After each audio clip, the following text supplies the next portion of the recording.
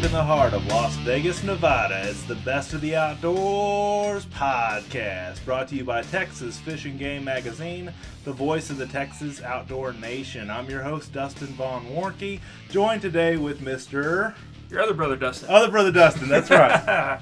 Dustin Ellermann. Mother, Dustin Ellermann, that's right. So we just finished range day today, and I'm super excited about what we found, and we just wanted to kind of do a wrap-up show of what we found at range day. And Dustin got to shoot a lot. I got to film Dustin shooting.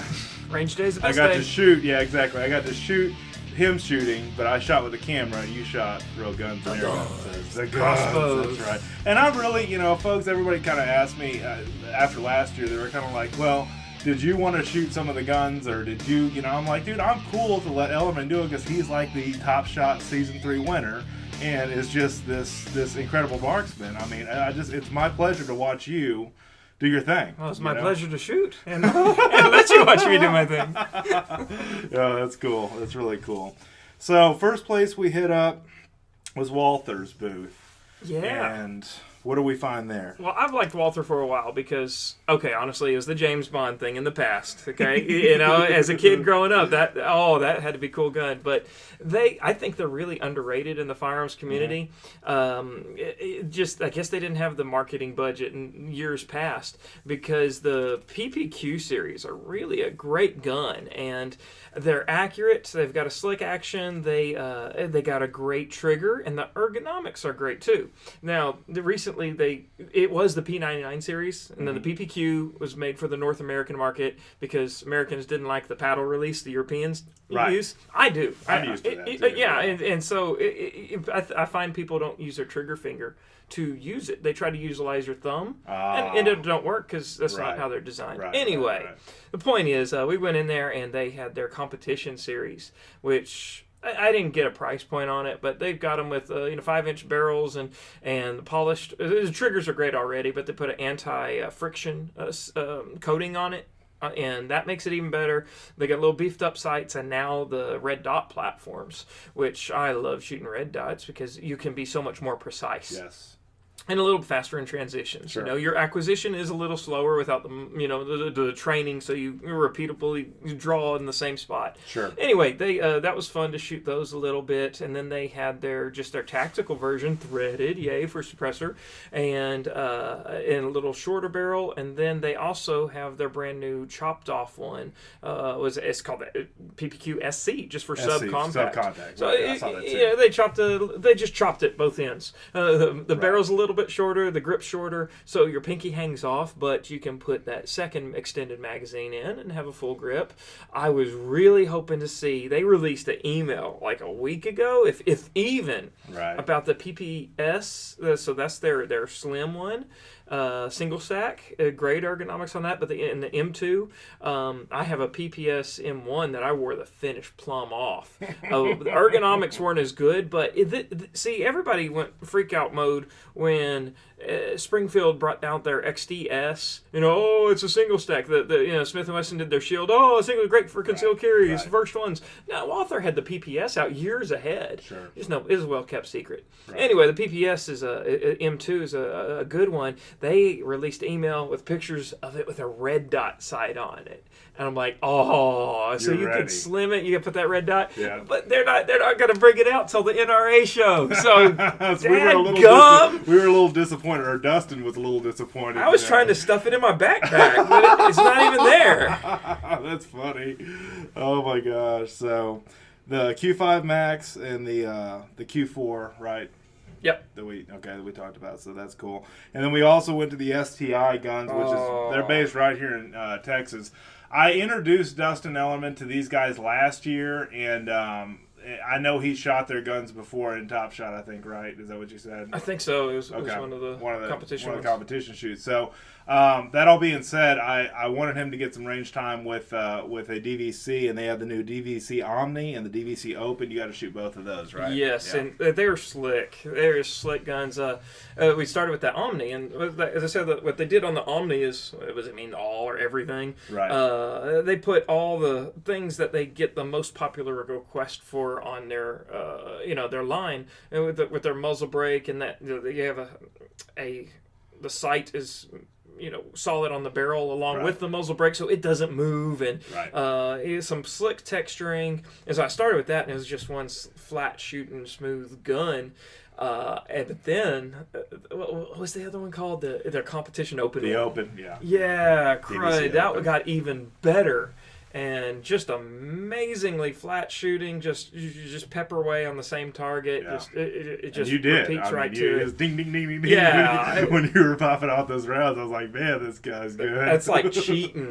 The gun that good. And I mentioned that yesterday on yesterday's show that I did a solo show on, that they've got some of the best, smoothest performing 1911 frame style guns that I've experienced in the past. I mean, I think. For custom 1911, the 2011 is their own proprietary one as well, so they carry both. So these are these competition 9mm. Competition 9mm. I mean, high end, and I mean they're really, really, really good guns. So definitely check those out. So yeah, that'd be on. I wouldn't mind owning one of those at all. Those are slick. Those are nice. It's not going to be a concealed carry gun, but you want to show off, man. Right. That's one to do it with. Right. And we have videos of all these. They're not going to be coming out right away. This is going to be something we're going to drip out to our Texas Fish and Game audience over the next few months. And we did get video of these two companies' guns in action. And then we stopped off at Black Rain Ordinance. They have something, an AR-10 that shoots 22-250. Exactly. And what they had to do for that was they had to design a special magazine. Right. And so it's a billet magazine. So it's real sturdy, and in fact, I dropped it out on my pinky, and that hurt. I dropped it out. It's hard and heavy and sturdy, so I guess they're single stacking in there. It looks it's a lot different than just your cheapo AR-10 PMag, right. And I said that's where most of the design went, was to get the magazine to work, and but that was flat shooting as well. Yeah, it was just. They had the action target hostage heads, moving back and forth in silhouette at 100 yards. It was just bing, pong, bing, pong, bing, pong. It was crazy. Yeah. I was like, that'd be a varmint terror upper there. Yeah, so your coyotes, your bobcats, your prairie dogs, you're a big prairie dog guy.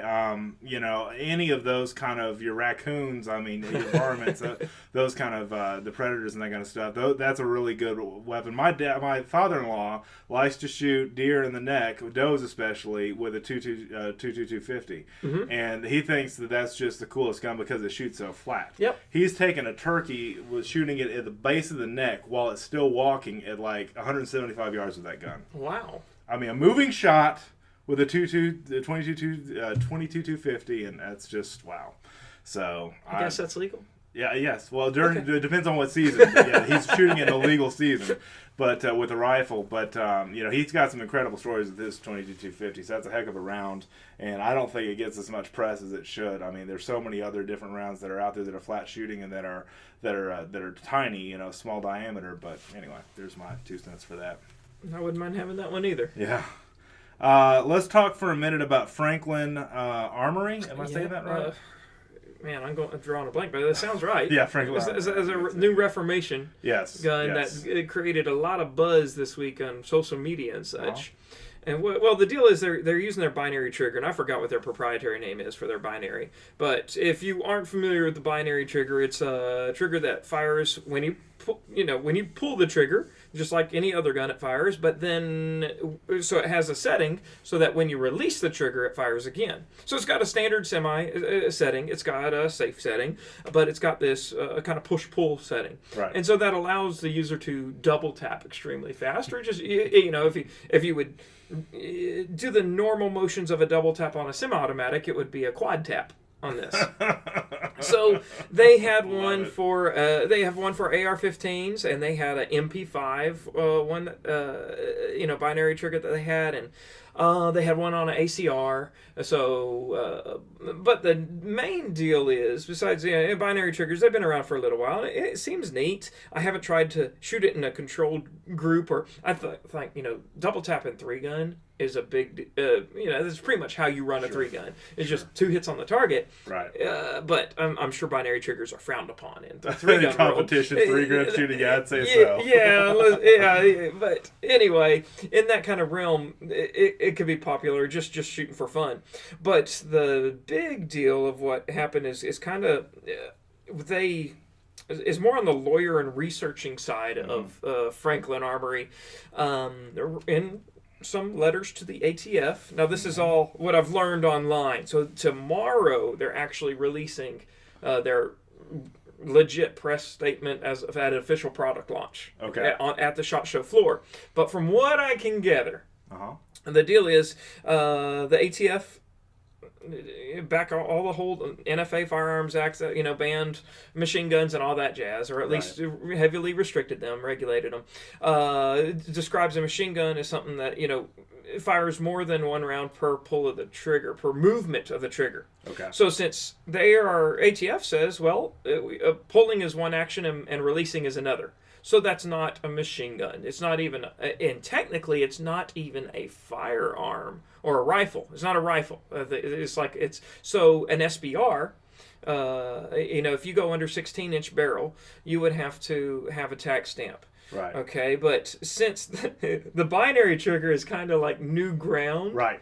It's brave new world. So it's not technically a short-barreled rifle, and so you can have a shorter than 16-inch barrel on this firearm. Since it takes two movements of the trigger to fire two shots, so push and pull, it's not a short-barreled rifle because it's not a rifle. It's just a firearm on unprecedented ground, pretty much. That nobody's ever done before. On a mass scale production. Yes. On an official, this is a product. Right. And so the deal, what that means to the consumer is you don't have to pay the ATF to take this home from the gun shop. Right. So you don't have to wait 9 months for your infringement stamp, as I call it. No tax stamp. Yeah, no tax stamp. It's just a firearm. Wow. But even though it's a rifle firearm with a shorter barrel, by the technical ATF definition, it's not an SBR. Oh boy. So I thought, really, I was dubbing this, and they call it the Reformation. I call it the loophole. but loophole could be used as a liberal term too. We got to be careful with that. I'm all for less infringements. I know. So I agree. It's interesting to see where this goes. Right. No, that's good. One of the folks you recognize was D3 LLC. Correct. And explain do you know what that acronym stands for? Nope. Okay. But it's something with desert something or other. Oh yeah, desert tactical. No, that's not. That was another friend. The desert something or other. Anyway, it's a gun company that they manufacture. What do we do there? I forget. Well, it's all suppressed stuff. And you know how I like shooting stuff quietly because I think being loud is rude.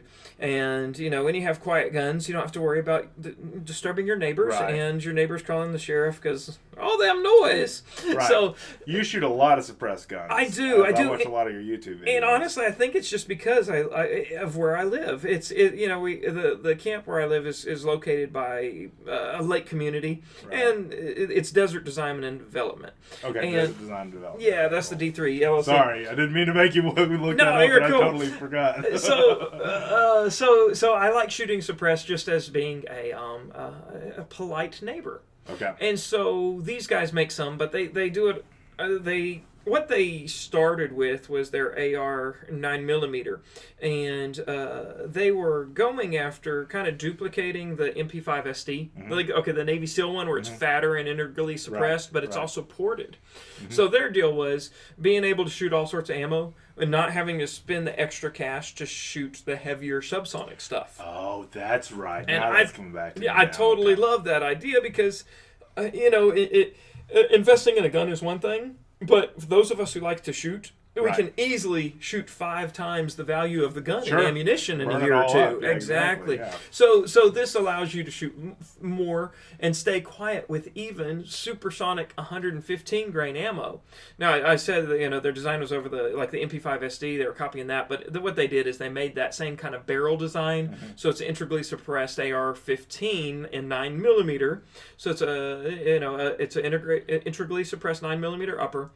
It's a ported barrel, so it's stinking quiet. Now it's not a suppressor because it's integrally suppressed. You can't just throw it on another can. It's just the firearm itself, but you can shoot anything through it and stay subsonic quiet. One of the things was at that exhibit place that we went to that had the Ruger. That's right, the Mark III. The Ruger pistol that was integrally suppressed. It was integrally suppressed as well. And we were shooting regular CCI loads, right? Well, here's the thing. Now, CCI standard, that's what we started with. CCI standard, that's what I mean. It's subsonic in even rifles. Okay. And that's what we shoot at camp.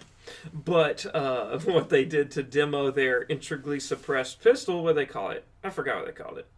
It's got a cool name, but I forgot to. Yeah, it's the Mark III, and it's a good bit shorter than any of the other guys on the market. Like I think one of the competitors had a 12-inch long one, right? And theirs is like 6. 4, I think is what they said. Well, it's a 4-inch barrel. 4-inch barrel, about 6-inch overall with the suppressor. Right. But again, how they do this is they doing like they did on their AR, where they port the barrels.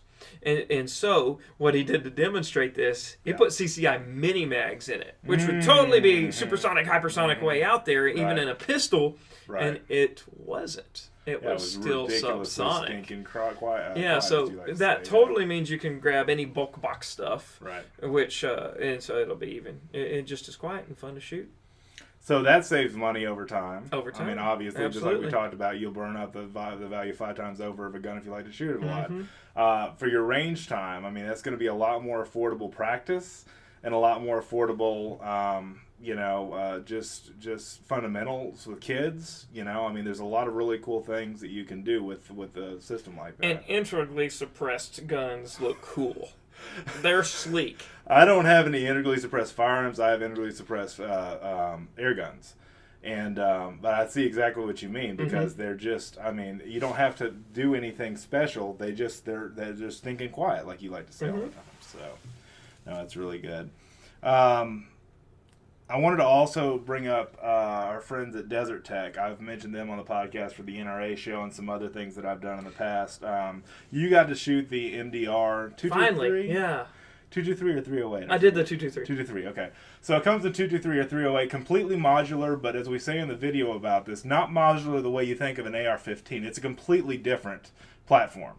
Yeah, and absolutely modular. Very modular. Bullpup design, so the magazine and the trigger are in the back. It's 16-inch barrel, am I saying that right? Okay. That's right. So there's nothing special. But in a package, that would be probably, compared to AR, 10-inch, 12-inch barrel. Short, yeah. I mean, really, really amazing. So, I mean, it's a really short package. It's really, easy to use, and it shot really well for you. Also ambidextrous. Yeah. Well, let's go back to the modularity, though. 308 and 223 in the same rifle receiver. Yes. And so, see, I was thinking like an AR-10/AR-15. So, sure, it's modular if you want to put 300 blackout and 223 in the same one. But no, this is 308 in the same frame as well. And so you just have a magazine insert that you put in. Say you bought the 308 one first, and your 223 one would just cover the new bolts and magazine insert and, of course, the barrel. And, yeah, it's ambidextrous as well, because it's bullpup. Those casings are going to come out kind of by your face. Right. And toolless swap over. Just you pop the side plates out and switch them, and that's it. And he did it for us to show us several how times. easy it was. Yeah, I was like, holy smokes, this is crazy. And some guns, they kind of seem to copy other guns. This one, you can tell, is like they just kind of went from scratch. Now, some stuff kind of imitates a Tavor, where the controls, right, like say the bolt catch but it's just because of the location, because it's on the bullpup back there. It's its own animal. I mean, it's amazing. So if you never looked up the MDR, I think it's modern something or other. I forget what it stands for. Modern something rifle, modern dynamic rifle or something like that. I forget what it stands for, but it has been one of the most anticipated rifles to come on the market as of last year. They had such an order list for it, they could hardly fulfill all the orders and really release it to the public officially.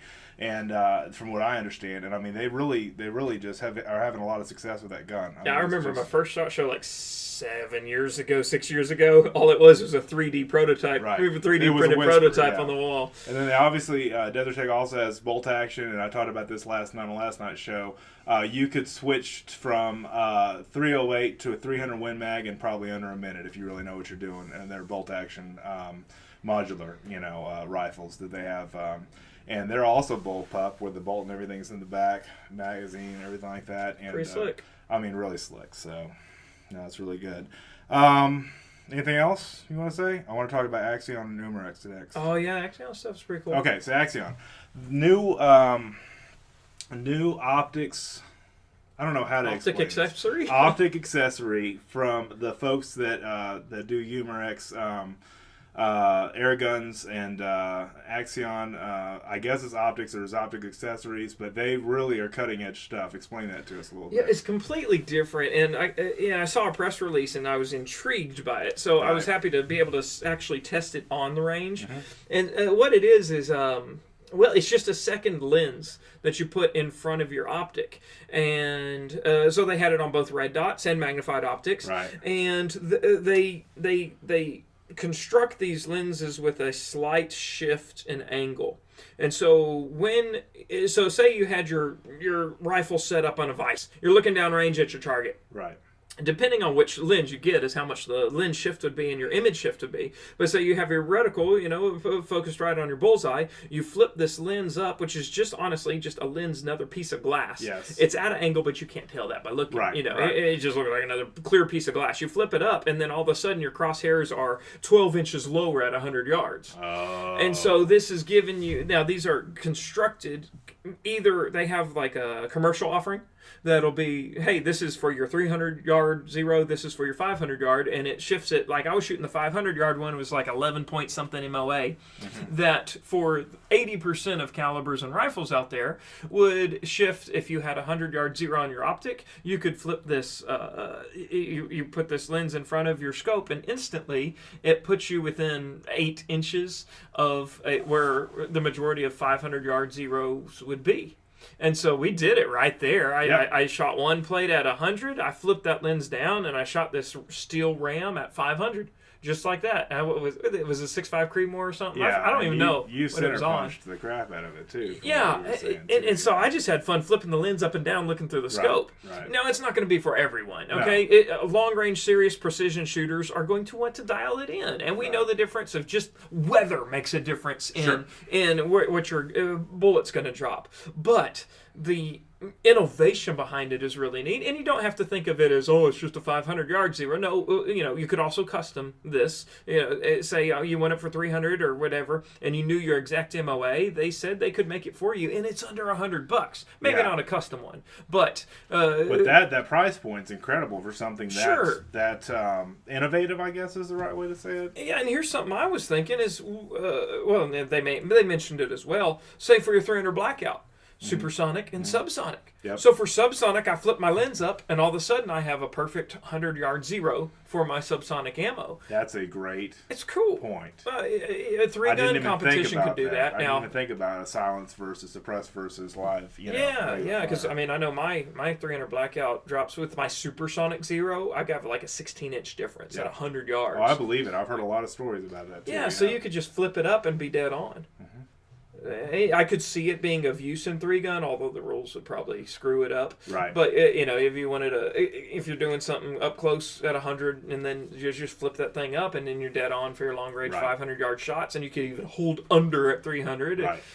It's neat. It's neat, and I appreciate innovation in this firearms industry. Yeah, because so many things have been done or overdone or rehashed, or it's a better mousetrap. This is something I think kind of out of the box. Exactly. I mean, it's just stuff that nobody's really thought of, to that degree, I guess. And it's going to work with any optic at all. Yeah. No, I think that's good. So before we end the show, I wanted to also talk about Umarex. The hammer, which is the new 50 cal. PCP, and multi what do you call it, clip as well. So it has two shots instead of one like you have with an Air Force air gun, or a quick follow-up shot. Yeah, a quick follow-up shot if you need it. It's a 50 caliber. I'm not sure how many shots come to, because I get asked that question all the time. How many shots come per fill? It's going to start dropping, but they were doing it every 2. They were refilling just because they could. Just for accuracy and that kind of stuff. Yeah, they had a lot of tanks there too. But really innovative. If you listen to this podcast at all, folks, I love air guns. I mean, I as the host of the show, I've covered a lot of air gun stuff. But it keeps getting better. because that gun is stinking quiet on top of being that powerful. Yeah, I've shot some. I forgot the Yiming or whatever. Yes, the Dragon Claw. You need to wear ear pro for that mess. Yep. These, yep. I mean, there's still some noise. It ain't 22 suppressed, quiet, right. But it's a big improvement. And it is. I mean, it's just compared to other air guns that I've shot over the years. I'm just like, it's like it's interly suppressed. Did you get to shoot it? No, I didn't. I didn't shoot that one. But it was cool. It's a neat sensation. Seeing you do it, Dustin, was enough for me, man, because I got a good video out of it. No, we had a lot of fun. It was a different recoil impulse. It's kind of a slow push. And it is almost fun. It is a fun kind of recoil. I'll never forget. 330 grains. Yeah, 330 pushing 930 feet per second. They have the lower velocity ones. I mean, the lower grain ones, somewhere around the 200 grain region. We're pushing 1,200 feet per second. So you're going to get loud because you're breaking the sound barrier. Yeah, you are, but.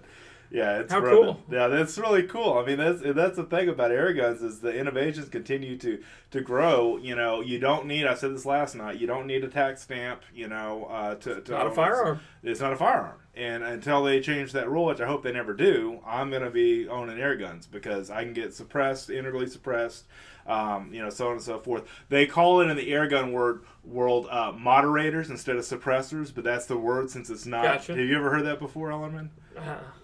Moderators? I don't know. That seems like a silly name for a suppressor, but that's what they call it in the air gun world. But it's just, it continues to amaze me at the power that one of these guns can generate, and that it's lethal. And when I brought it first in my Hogs and Exotic with Air Guns story that I wrote back last March of 2017, people didn't believe it at first. They were like, "There's no way you could kill a hog or a deer or exotic deer, or whatever." Can't hunt native game with them yet, but they're trying to change that law, and there's a big lobby push going towards that for this next year. But basically, I'm just totally amazed at what's possible with air. Yeah. I mean, without fire entering the equation at all.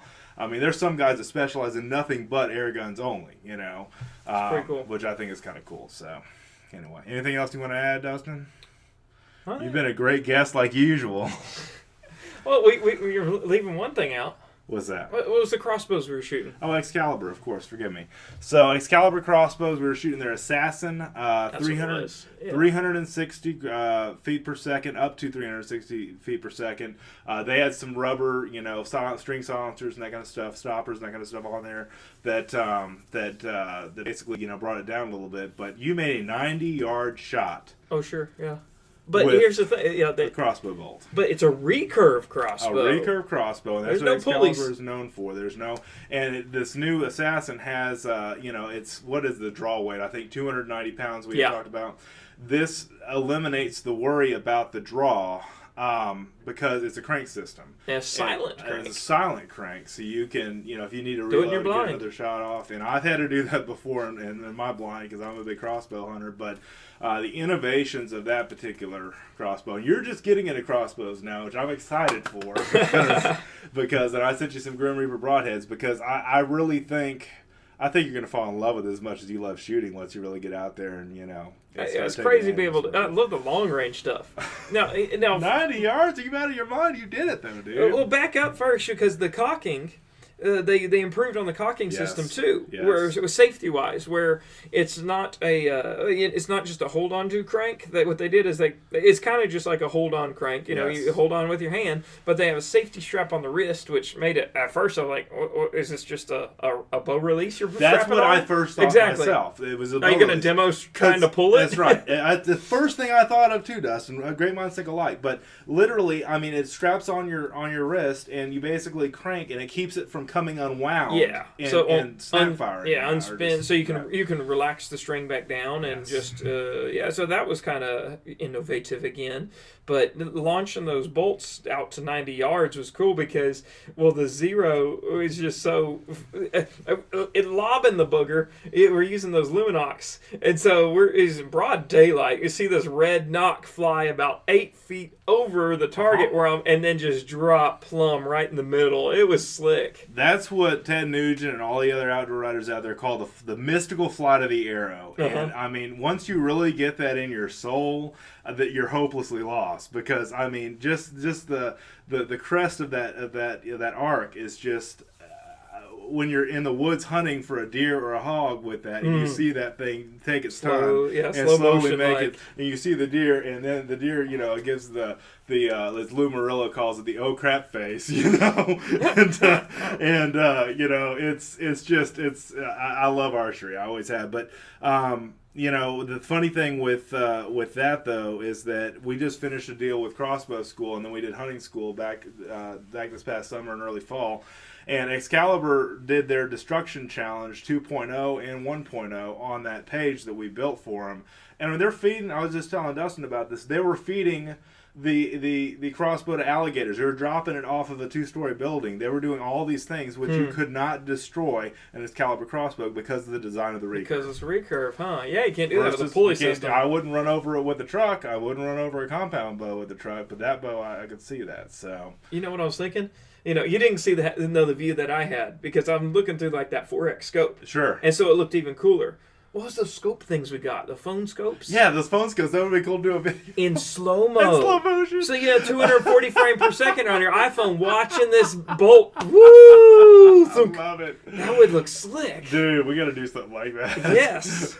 Even if it's on our own little archery ranges. But no, I really think, Dustin, you're going to fall in love with archery the more you get to, once you start harvesting some animals with it. I mean, y'all did some stuff on Top Shot with archery, didn't you? We did, and I picked up my first crossbow after that. Okay.